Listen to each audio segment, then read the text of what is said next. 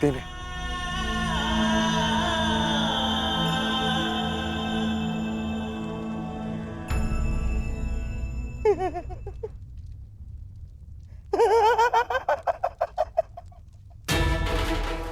धर्मराज, अपनी शक्ति पर अपना ही अधिकार होता है। सोचो, वो कौन सी शक्ति थी जिसके बल पर तुमने गुरु द्रोण को गुरु दक्षिणा दी?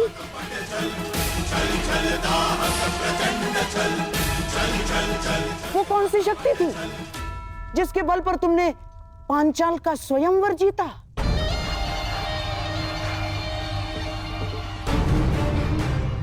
और वो कौन सी शक्ति थी जिससे जरासंध जैसे महाबली का संहार किया? वो कौन सी शक्ति थी है? जिसके बल पर आपने इंद्रप्रस्थ का साम्राज्य स्थापित किया था? अपनी शक्ति पर अपना अधिकार होता है धर्मराज, और इस शक्ति पर तुम्हारा अधिकार है। जैसे उंगलियों पर हाथ का अधिकार होता है,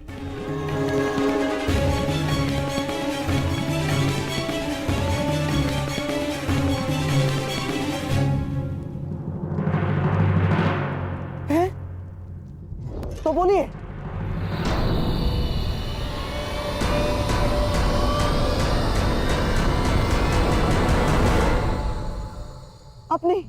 अपनी एक उंगली को दांव पर लगाओ युधिष्ठिर।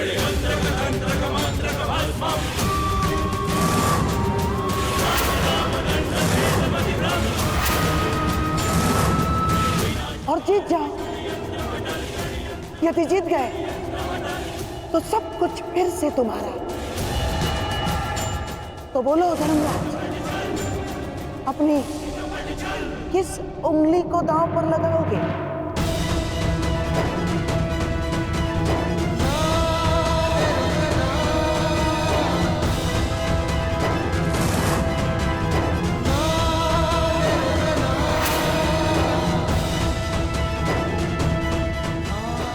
तो बताइए, अपने किस अनुज को दांव पर लगाएंगे?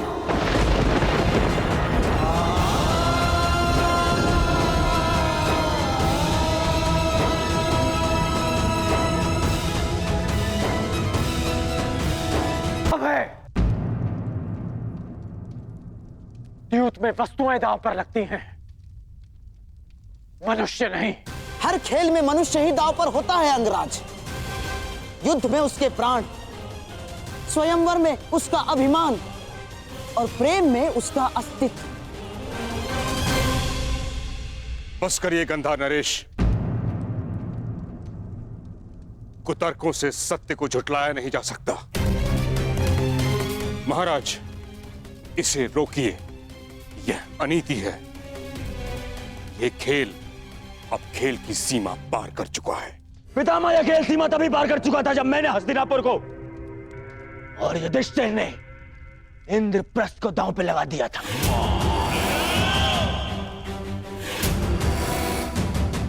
आप भूल रहे हैं कि नियम अनुसार यहां कोई कुछ कर सकता है तो वो केवल खिलाड़ी है, और यहां खिलाड़ी या तो मैं हूं या सम्राट युधिष्ठिर है। और सम्राट खेल अपनी इच्छा अनुसार खेल रहे हैं। हमने केवल सुझाव दिया है, निर्णय लेना अब इनके हाथ में है।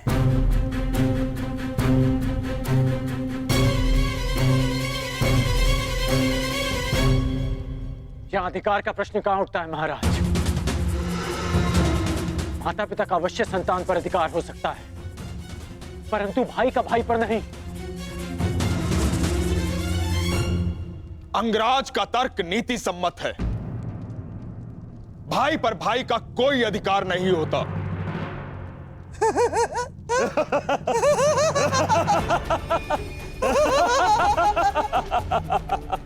क्षमा कीजिएगा महामंत्री, परंतु क्या करें, आपका तर्क ही ऐसा है कि हम अपनी हंसी रोक ही नहीं पाए। महामंत्री, क्या आपके मुख से ये बातें शोभा देती है?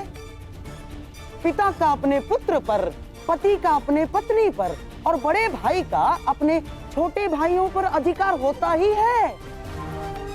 क्या आपने महाराज पांडु का अपने स्वयं पर अधिकार नहीं माना था? और उसके पश्चात महाराज धृतराष्ट्र का अधिकार? क्यों? क्योंकि आप उनके छोटे भाई हैं।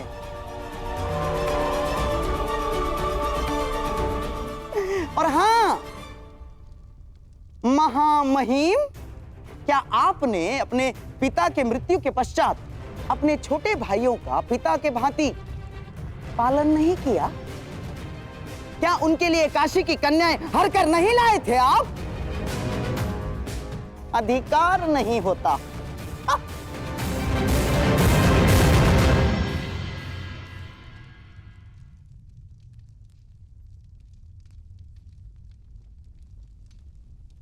सभा का मौन ये बता रहा है कि इस बात को मानने से किसी को आपत्ति नहीं है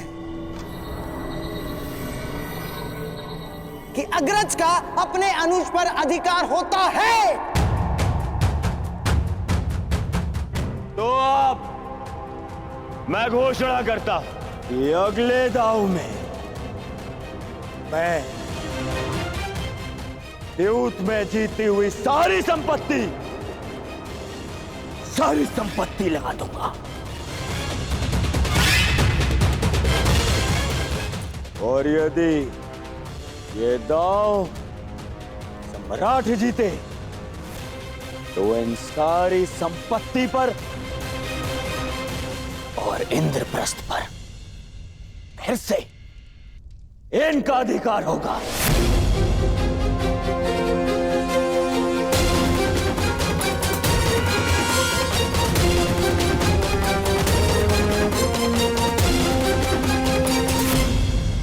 महारानी, क्या सूचना है?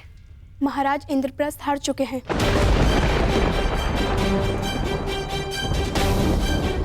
और कुमार दुर्योधन ने उन्हें अपने भाइयों को दांव पर लगाने के लिए कहा है। क्या?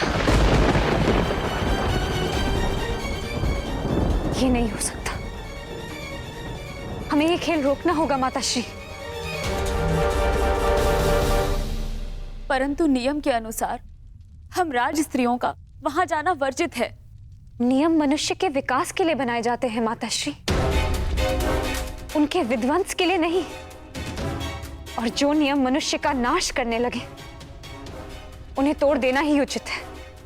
सोच लीजिए सम्राट, बिना संपत्ति के, बिना राज्य के और बिना सेना के कहां कहां भटकेंगे आप? और पांचाल जाकर अपने श्वशुर के घर रहना आपके आत्मसम्मान के विरुद्ध होगा। और जीता भी तो आपने पूर्ण आर्यव्रत है, वहां के सम्राट हैं आप, वहीं जाकर शरण लेंगे।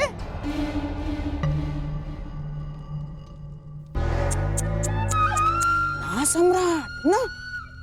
और साम्राज्ञी को क्या भिक्षुका बनाकर रखेंगे आप? हाँ,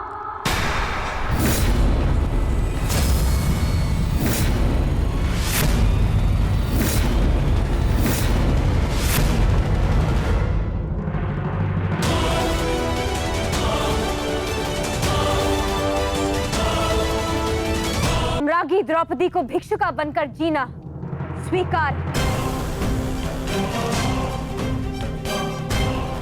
परंतु द्यूत की वेदी पर अपने पति का लगाया जाना नहीं।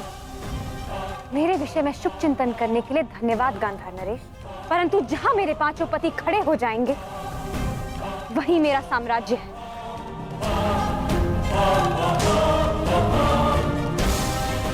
मैं प्रत्येक परिस्थिति में उनके साथ संतुष्ट रहूंगी। और अब आप भी इंद्रप्रस्थ लेकर संतोष से रहिए।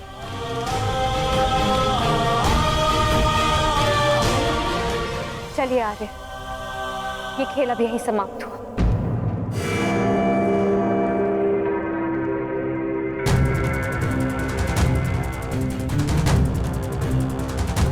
इंद्रप्रस्थ का स्वामित्व पाने की बधाई अनुज दुर्योधन।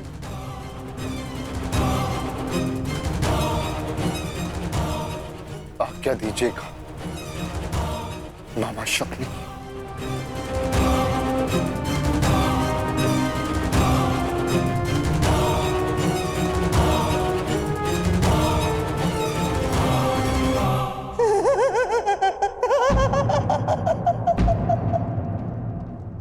अब किसी और से आज्ञा लेने की क्या आवश्यकता है युधिष्ठिर?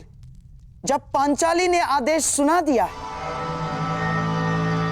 महापुरुषों ने ठीक ही कहा है, स्त्री के समक्ष तो देवताओं की भी नहीं चलती, और हमारे धर्मराज तो मनुष्य ठहरे। गर्व करेगा कुरुकुलीन पर। पत्नी ने एक आंख क्या दिखाई? ये पांचों सिंह मृग शवक की तरह उसके पीछे पीछे पीछे पीछे चलते चले गए। ये भी नहीं सोचा कि इंद्रप्रस्थ का क्या होगा, इंद्रप्रस्थ के प्रजा का क्या होगा।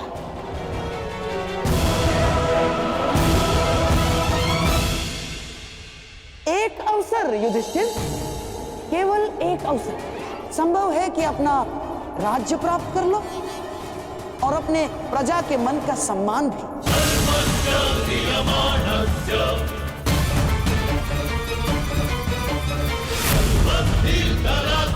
आपने बिल्कुल उचित कहा मामा श्री। यदि मैं यूं ही चला गया तो मेरी प्रजा अपने सम्राट को कभी क्षमा नहीं करेगी। हाँ।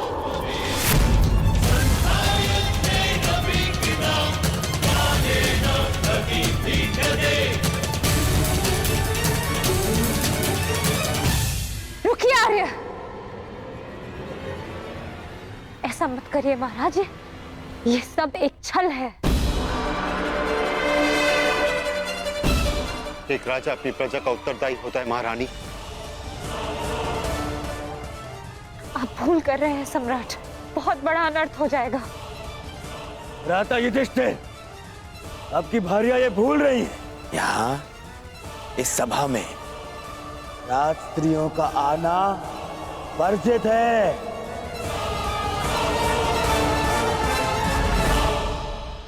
पांचाली, आप अपने कक्ष में जाइए।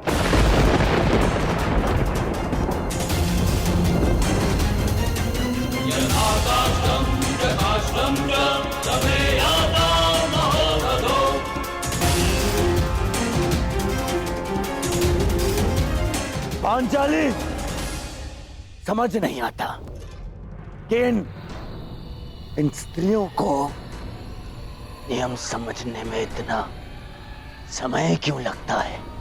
क्योंकि ये नियम मनुष्यों की मूर्खता से बनते हैं, उनके झूठे दंभ को सहारा देने के लिए।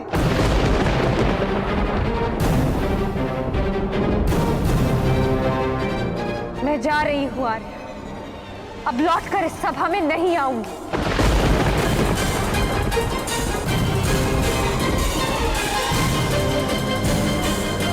जाओ पांचाली जाओ, परंतु तुम्हें शीघ्र ही इस सभा में आना होगा।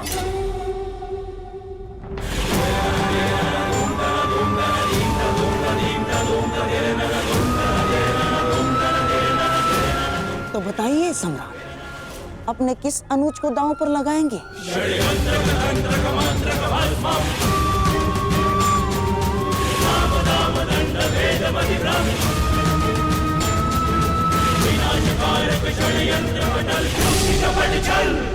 मैं अपने आप को दांव पर लगाऊंगा।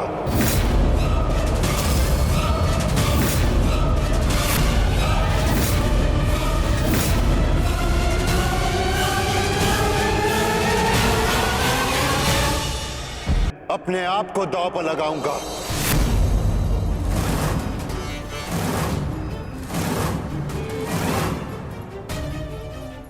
नहीं ज्येष्ठ, दांव पर मैं लगूंगा।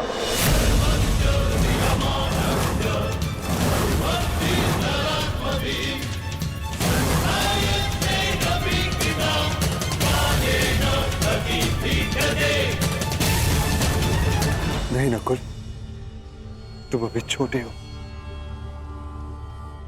तो मुझे दांव पर लगा दीजिए भ्राताश्री।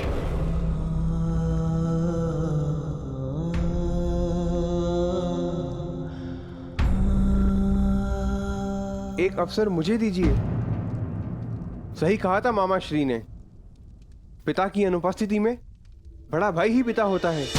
पर मुझे तो एक पल भी ऐसा स्मरण नहीं होता जब आपने मेरा पालन ना किया हो, मुझे प्रेम ना किया हो। हर पल आपने अपना कर्तव्य निभाया है ज्येष्ठ। आज मुझे अपना कर्तव्य निभाने दीजिए। नहीं अनुज, अगर कोई दांव पर लगेगा तो वो मैं।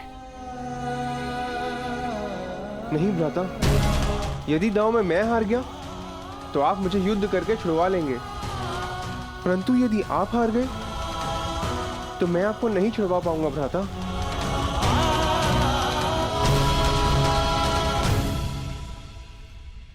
मुझे दांव पर लगाइए ज्येष्ठ और जीत जाइए उस इंद्रप्रस्थ को, जो हम पांचों भाइयों की पहचान है।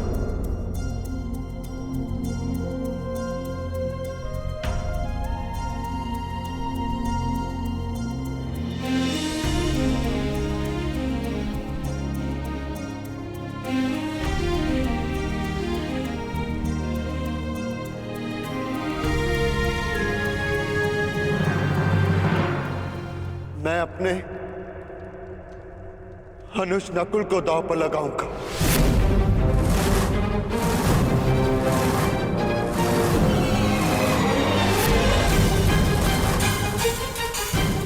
के लिए सम्राट, इंद्रप्रस्थ को पाने के लिए नकुल को के लिए।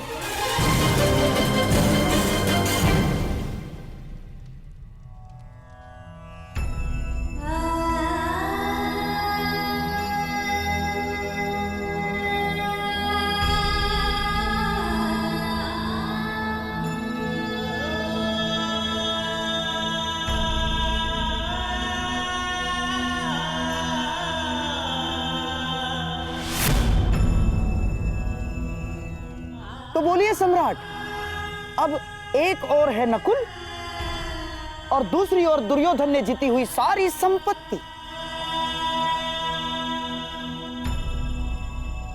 इंद्रप्रस्थ समेत। अब बात आपके मान सम्मान और संपत्ति की है, तो पहला पासा आप ही खेलेंगे।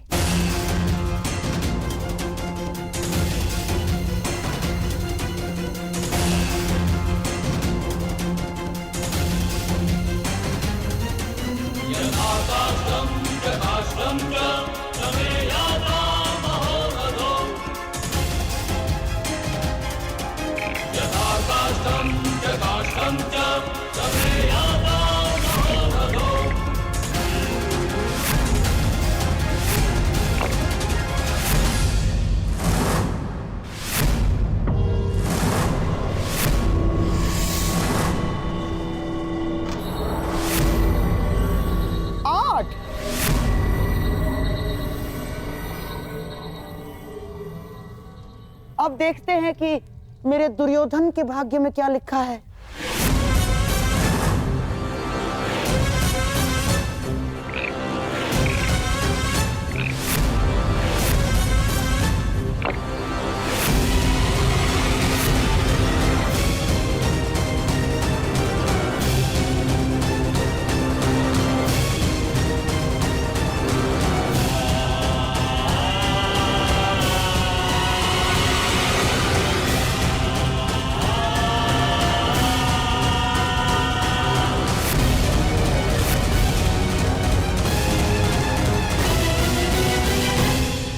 मामाश्री, अंतिम अवसर है। मुझे पांव बारह चाहिए मामाश्री। दुर्योधन, पासे तो भाग्य के अधीन होते हैं। अब देखते हैं तुम्हारे भाग्य में क्या लिखा है।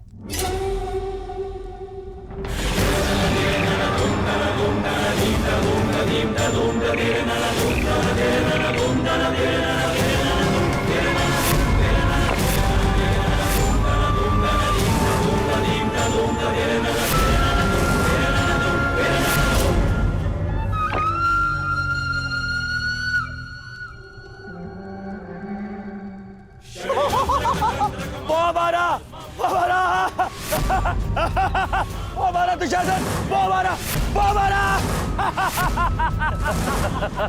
वो हमारा। सीधे पाँव पारा।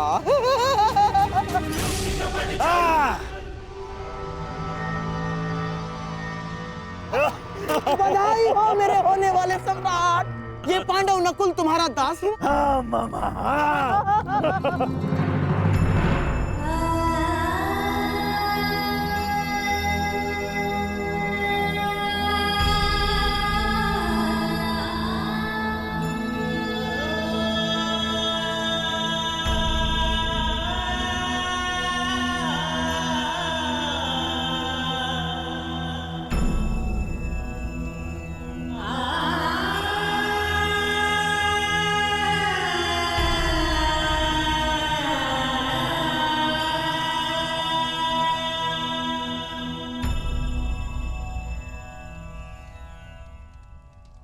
नहीं ज्येष्ठ, मेरे गर्व के पल को यूं अपने आंसुओं में मत बहने दीजिए। मेरे लिए ये गर्व की बात है कि मैं अपने भाई के मान के काम आ सका।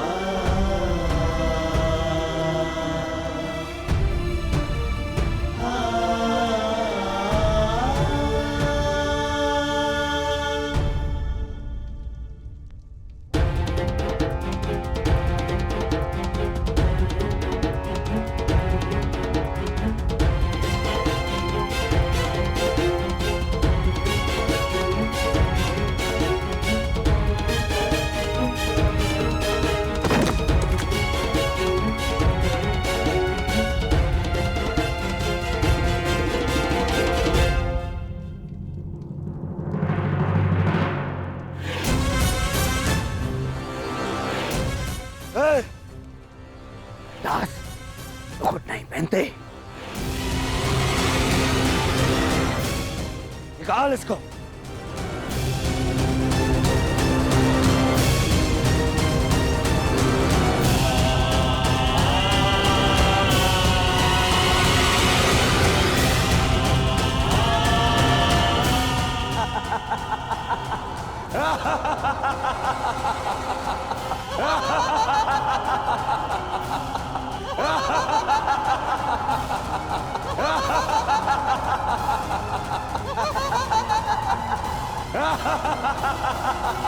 कैसी सभा है ये,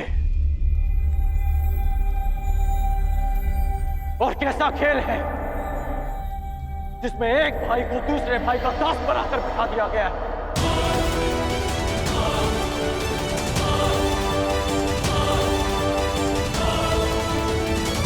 और कैसा खेल है जिसमें एक भाई को दूसरे भाई का दास बनाकर बिठा दिया गया है।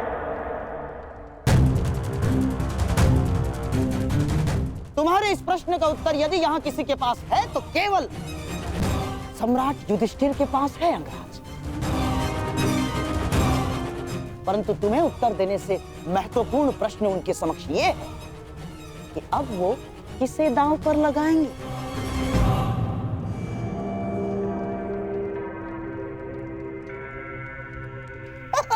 समझ गए अंगराज?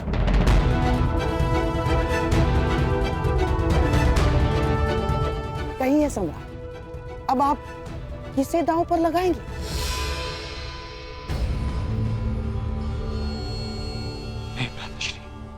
नहीं ज्येष्ठ, अब और नहीं। सोच लीजिए सम्राट, एक और दांव। यदि आप जीते तो ये हारी हुई संपत्ति सारी आपकी और आपका ये भाई दास नकुल भी।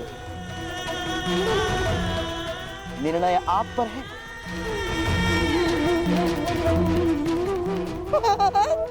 सोच लीजिए।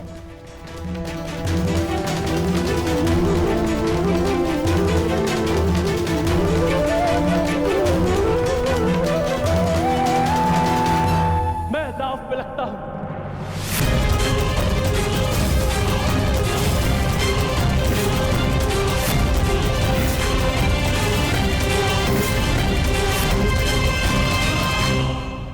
नहीं नहीं सहदेव, नहीं। ज्येष्ठ, ये दाव इंद्रप्रस्थ को पाने के लिए नहीं, अपने अनुज को पाने के लिए खेली। नहीं। एक उंगली अगर दास बने तो शेष सारी उंगलियां स्वतंत्र कैसे रह सकती हैं ज्येष्ठ?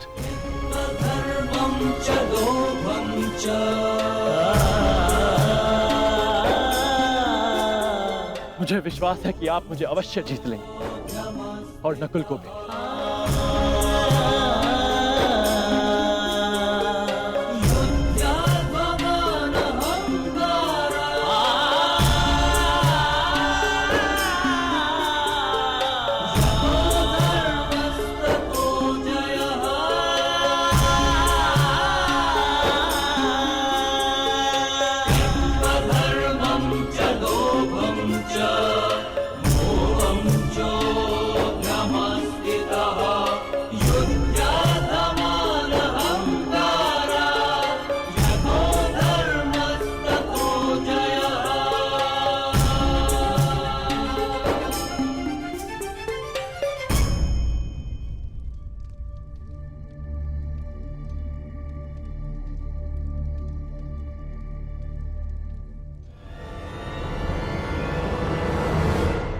बंद करो!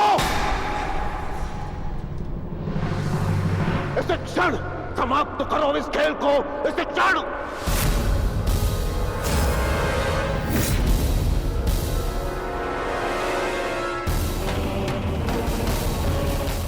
कैसा दुर्भाग्य जुड़ गया है हस्तिनापुर के साथ, कैसा दुर्भाग्य! अरे कुरुवंश के 2 राजकुमार, उन्हीं का भाई उन्हें उनका दास बना रहा है। अरे क्या ये वही कुरुवंश है जो अपने भाई के अधिकार के लिए महामहिम अभी तक जीवित है? क्या ये वही कुरुवंश है जहां महाराज पांडु अपने राज्य, अपने पुत्रों को अपने भाई के विश्वास पर छोड़कर चले गए थे? आचार्य, नियम ये है कि कोई भी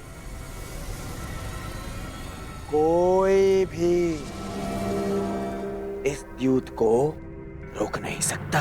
सम्राट नियमों से बंधे हुए हैं, महामहिम भी नियमों से बंधे हुए हैं, परंतु मैं नहीं दुर्योधन। मैं तुम्हारा गुरु द्रोण हूं और मैं तुम्हें आदेश देता हूं कि अभी इस क्षण इस खेल को बंद कर दो। आप अपनी शिक्षा का मूल्य, अपनी गुरु दक्षिणा ले चुके।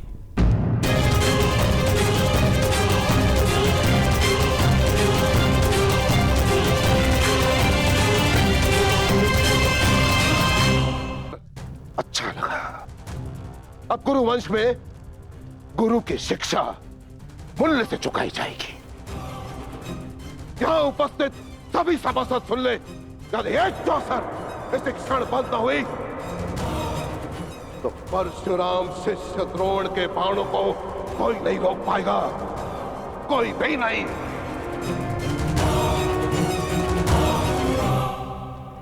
मैंने कहा था ना, इन्हें यहां मत बुलाओ।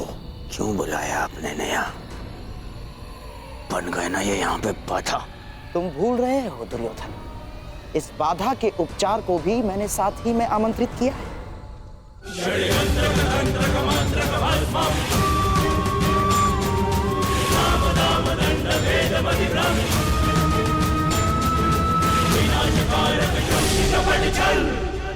पिताश्री, हमें नहीं भूलना चाहिए कि आज हम जो कुछ भी हस्तिनापुर की कृपा के कारण, महाराज धृतराष्ट्र की कृपा से, और वैसे भी कुमार दुर्योधन से मेरी मित्रता वर्षों से, इसीलिए मेरा कर्तव्य है कि मैं उनका पक्ष लूं और सदैव उनका पक्ष लेता रहूंगा।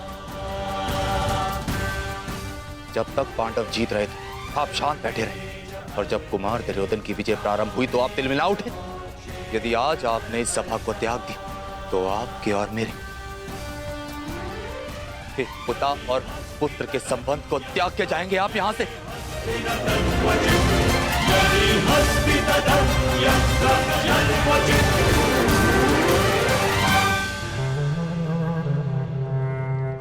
आचार्य द्रोण, अब आप इस सभा में रुके हैं अपनी इच्छा से, अर्थात अब आप इस सभा के सभासद हैं और नियम अनुसार सभा के समाप्त होने तक आप नहीं उठेंगे, अन्यथा आप दंड के पात्र होंगे।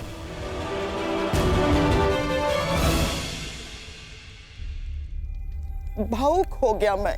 धन्य हो सम्राट, कितने भाग्यशाली हैं आप। तो सम्राट, क्या आपके भाग्य को एक अवसर देंगे? दांव पर लगाएंगे सहदेव को?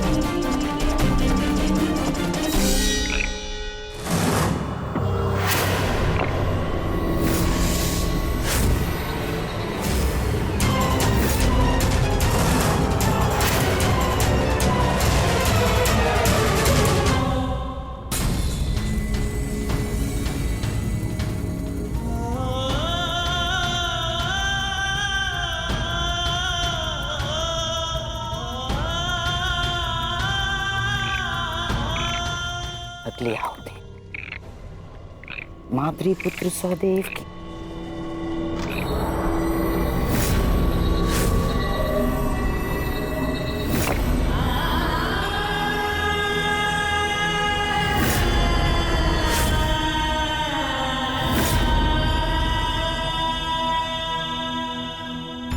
महारानी, सम्राट नकुल सहदेव को हार चुके हैं।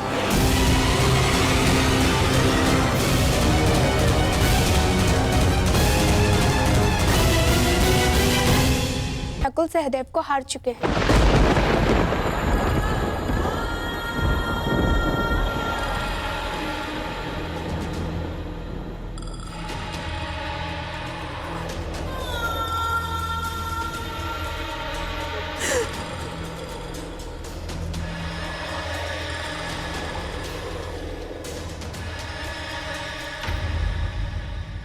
आप रो क्यों रही हैं माताश्री?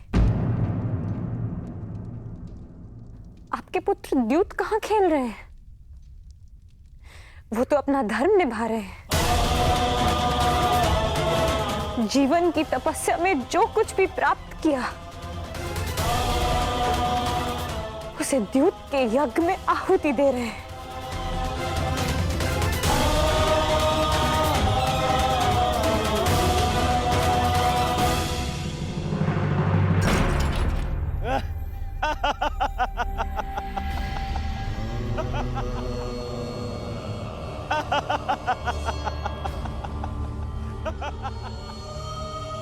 सम्राट, लगता है भाग्य इस समय आपसे 2 पग आगे चल रहा है। परंतु चिंता कैसी?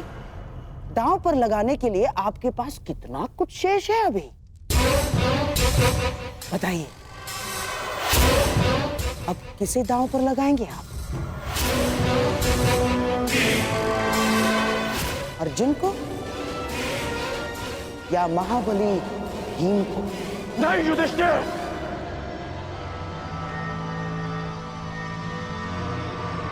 अब और नहीं।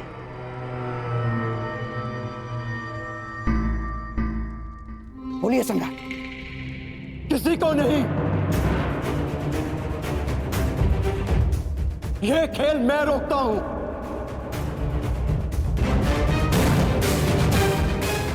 राधाश्री, यह खेल यही समाप्त करते हैं। सम्राट, क्या अपने भाइयों को दास बनाकर छोड़ेंगे आप? नहीं, कोई दास नहीं रहेगा। हम अभी यहीं इसी क्षण युद्ध करके अपने अनुजों को मुक्त कराएंगे।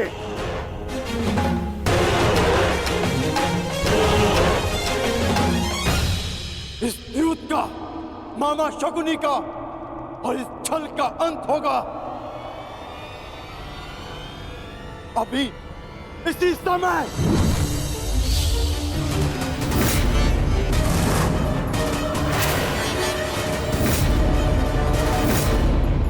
सावधान अर्जुन! इस भांति सभा में शस्त्र उठाना उचित नहीं। तो जो हो रहा है वह उचित है। बस अब इस समस्या का एक ही तरण है, युद्ध।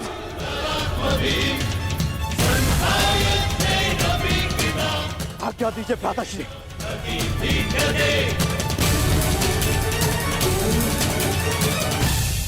वाह सम्राट, वाह! मेरे ही घर में आकर मेरी ही सभा में युद्ध के लिए ललकार रहे हैं सम्राट। आपको खेलने के लिए किसी ने विवश नहीं किया था, और जब हारने लगे तो अपने अनुजों को अस्त्र उठाने के लिए उकसा रहे हैं आप।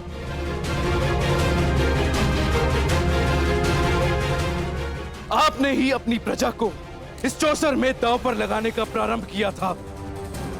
ये आपका निर्णय था, और अब स्वयं को असहाय दर्शा रहे हैं। आपके ताचरी का मान आपके लिए क्या महत्व रखता है? कर दीजिए इन सब का वध, और मेरा भी।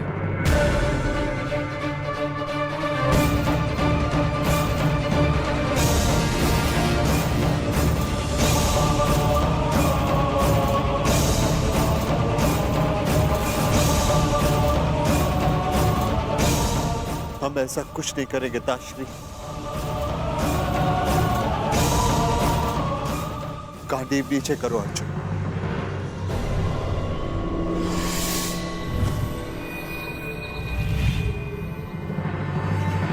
हम बस यहां से जा रहे हैं।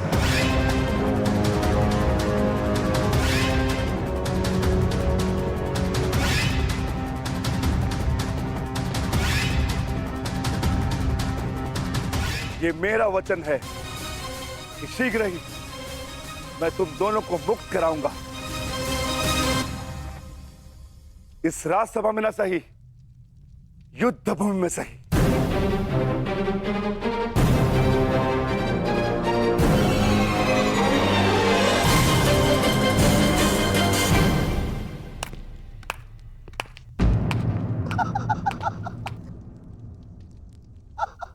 सम्राट की जय हो।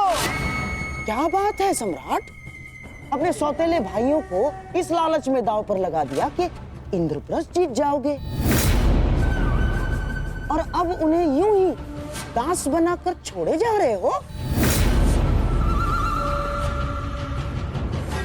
कहीं ऐसा तो नहीं कि माद्री पुत्रों को दांव पर लगाने के पश्चात अपने सहोदर भाइयों को बचाने का विचार मन में आ गया? ना, ठीक ही तो है दुर्योधन। बेचारे सौतेले जो ठहरे, और हाँ, इनके लिए अपने सहोदर भाइयों को दांव पर लगा देना कैसा धर्म है?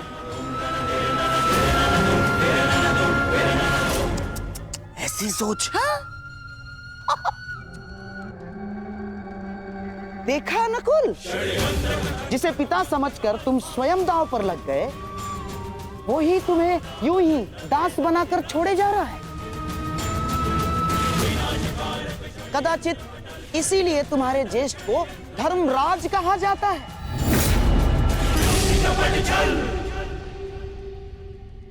सोच लीजिए सम्राट, इतिहास आपको किस भांति स्मरण रखेगा? जिसने अपने सौतेले भाइयों के साथ छल किया, जिसने कभी उन्हें अपने परिवार का सदस्य माना ही नहीं। गांधार नरेश!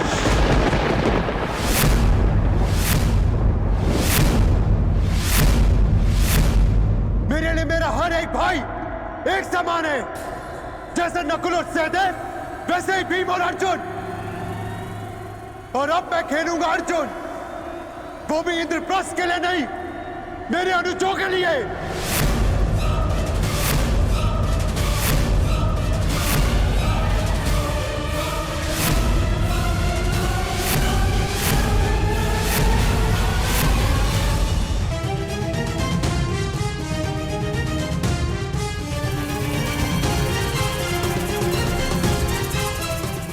सावधान मामाश्री, ये अर्जुन पांडवों का सबसे बड़ा शस्त्र है, जिसे छीनकर आपको युधिष्ठिर को निशस्त्र करना ही है। ये इस यज्ञ की सबसे बड़ी आहुति है, ये व्यर्थ नहीं जाएगी ना।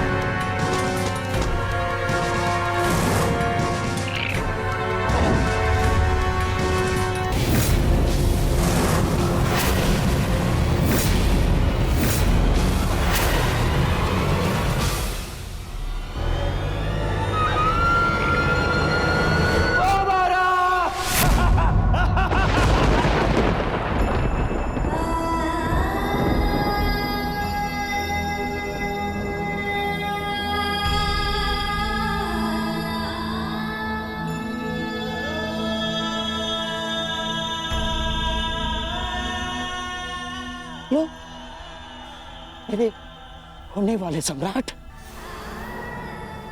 ये महापराक्रमी, महाधनुर्धारी पांडुपुत्र अर्जुन तुम्हारा दास हुआ।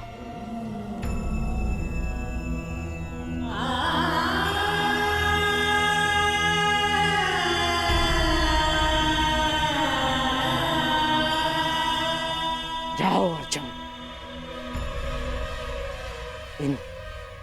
इन दासों के मध्य जाकर खड़े हो जाओ। जाओ।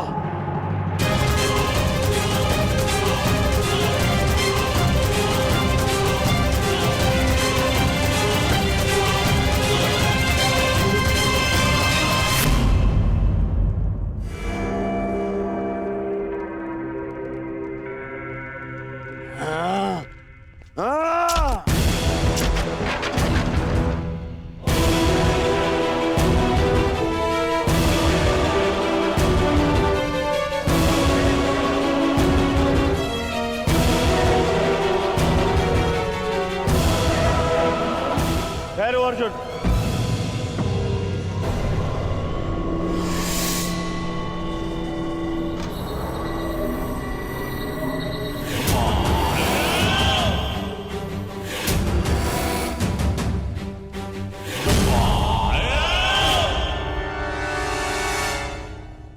अर्जुन, तुम मेरे दास नहीं हो।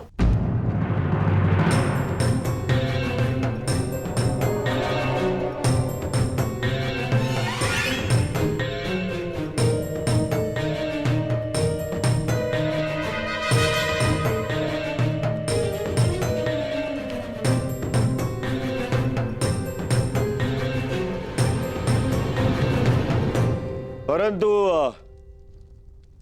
तो मेरे जीती हुई संपत्ति अवश्य हो। मैं दास अर्जुन को कर्ण को भेंट स्वरूप देता हूं।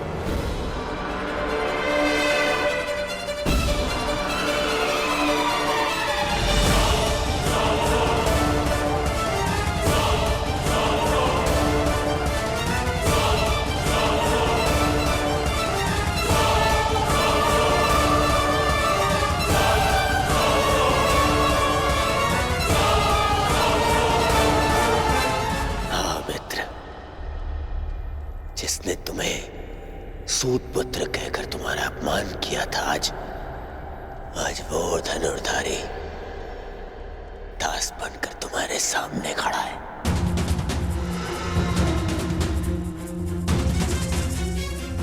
मैंने, तुम्हारे मित्र ने तुम्हारा प्रतिशोध ले लिया। तुम प्रसन्न हो ना मित्र? मुझे अर्जुन के क्षत्रिय पुत्र होने से और मेरे सूत पुत्र होने से कभी कोई समस्या नहीं रही मित्र। आज तुमने मेरा मान बढ़ाने के स्थान पर घटा दिया।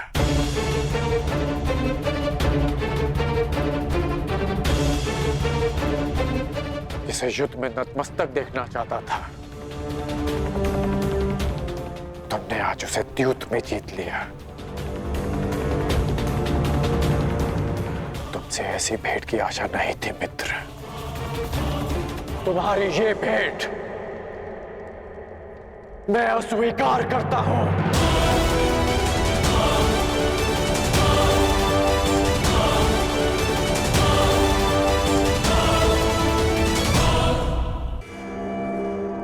अभी इसी क्षण दास के स्थान पर जाकर खड़े हो जाओ।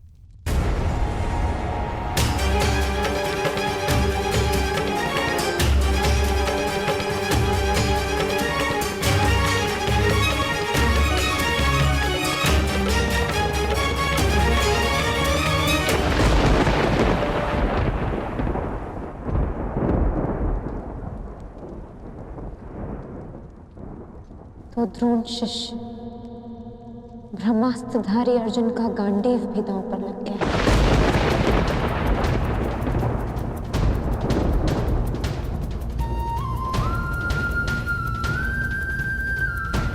मेरे पति अपने धर्म का उत्सव मना रहे हैं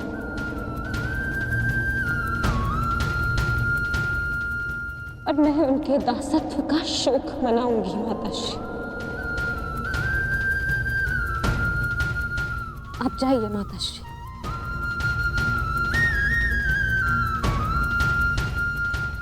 एकांत।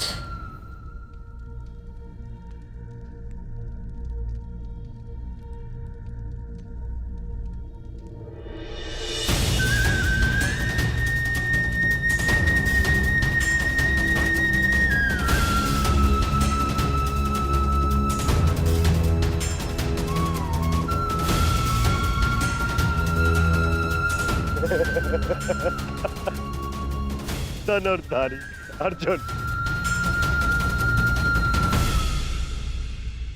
धर्मराज, अब वृकोदर भीम ही बचा है। शीघ्रता कीजिए, कहीं ऐसा ना हो कि वृकोदर भीम के पेट की अग्नि के स्थान पर आंखों की अग्नि हमें स्वाहा कर दे। शीघ्रता कीजिए। भीम को दास बनाओगे? सोचना भी मत, क्योंकि भीम ना कभी किसी का दास बनेगा, ना ही किसी को बनने देगा।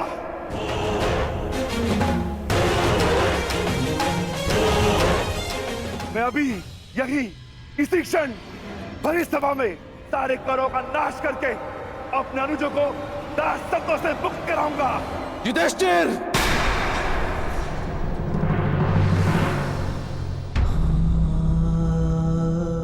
आज आप मुझे नहीं रोक सकते ज्येष्ठ। यदि अधर्म है तो अधर्म मैं कर रहा हूं, आप नहीं। शांत गदाधारी भीम, शांत। युद्ध चाहिए दासो। मेरे स्वामी पर आक्रमण हो रहा है, रक्षा करो उसकी।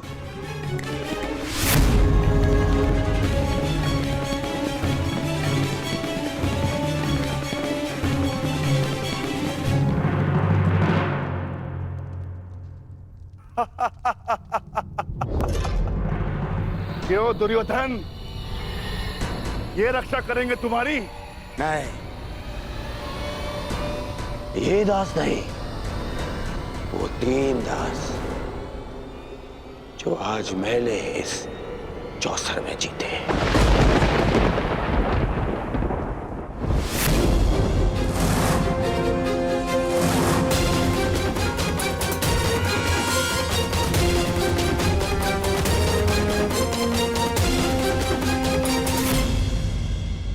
दासो, अपने स्वामी की रक्षा करो।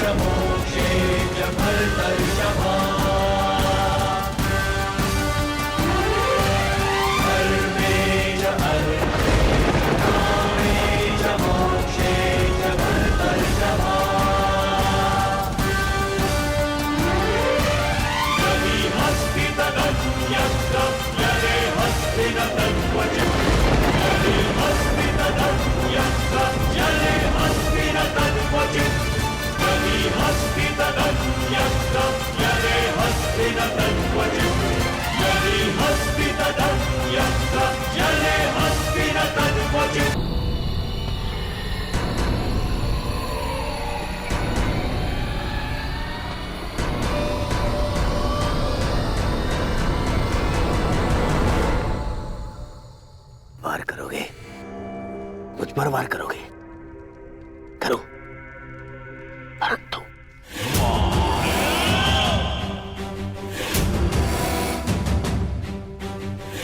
मुझ पर प्रहार करने से पूर्व तुम्हें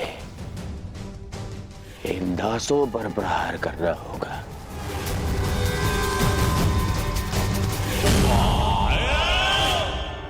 करो प्रहार।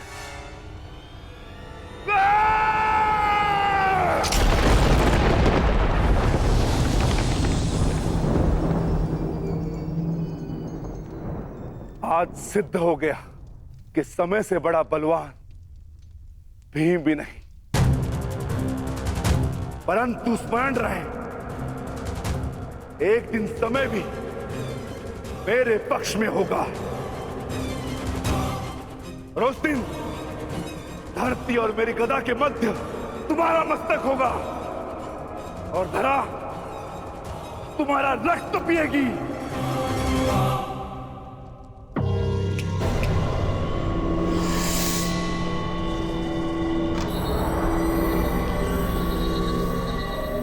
भीम, क्या मैं अब समझ लूं कि युद्ध की चुनौती अब मौन हो गई?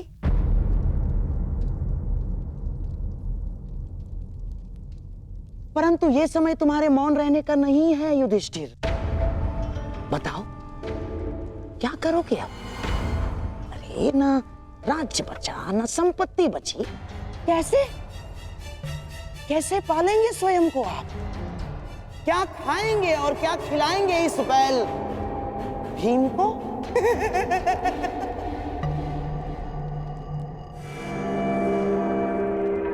मामा श्री ठीक कह रहे हैं भ्राता युधिष्ठिर। ये बैल भीम जब तक आपके पास में रहेगा तब तक केवल आपकी समस्याएं ही बढ़ाएगा। क्यों ना इसे भी दांव पे लगा दे युधिष्ठिर। हाँ ज्येष्ठ, लगाइए मुझे दांव पर।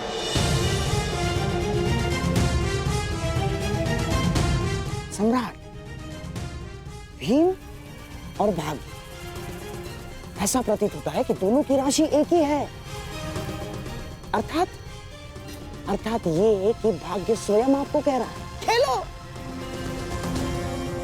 किसे क्या इस बार भाग्य आपका साथ दे दे। गांधार नरेश,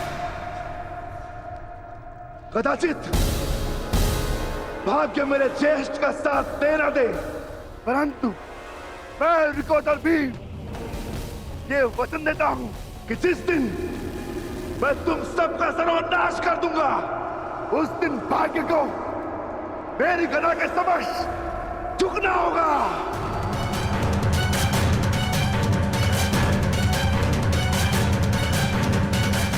मैं सभा को यह सूचित कर देना चाहता हूं कि यदि सम्राट युधिष्ठिर चाहे तो अभी इस खेल पर अंकुश लगा सकते हैं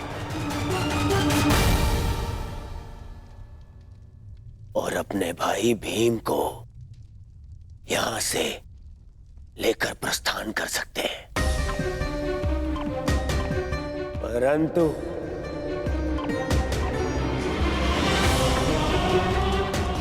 शेष इन तीनों पांडव दासों को यहीं छोड़ के जाना होगा। नहीं,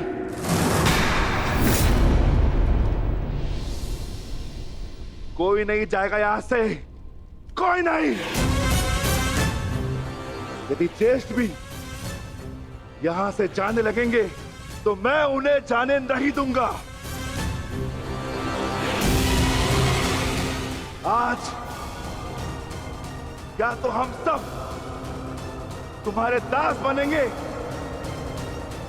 या फिर तुम हमारे तलवे चलोगे।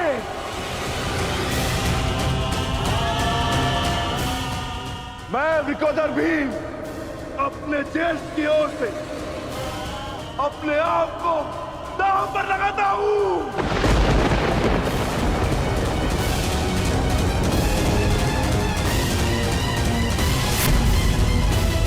सम्राट, अब एक और है वृकोदर भीम और दूसरी ओर कनिष्ठ पांडव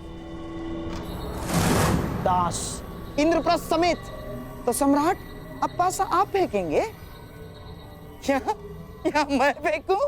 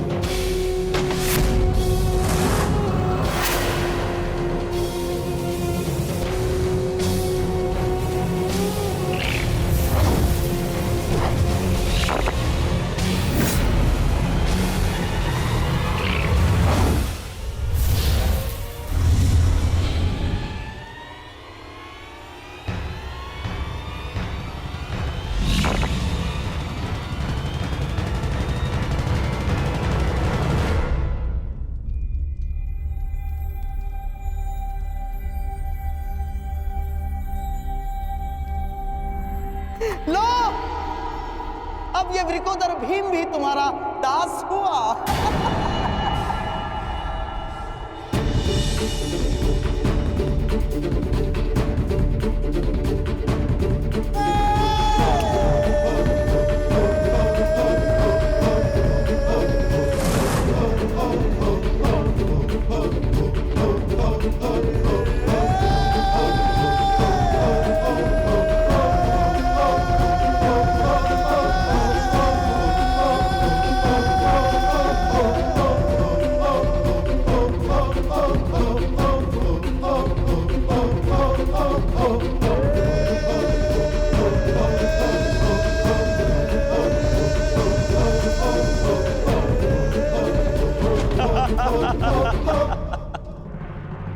देखना दुर्योधन, इस पांचाली को कैसे निर्वस्त्र करता हूं मैं।